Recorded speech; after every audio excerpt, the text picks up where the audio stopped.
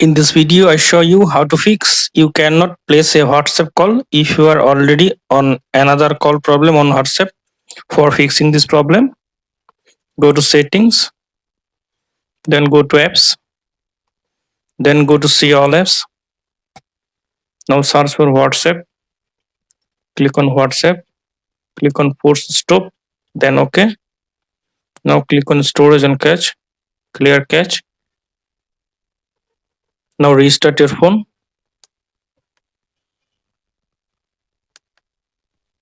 After restart your phone, now open WhatsApp. Now call someone. Now I hope that this method fix. You cannot place a call if you are already on a phone call problem. Thanks for watching. Don't forget to subscribe.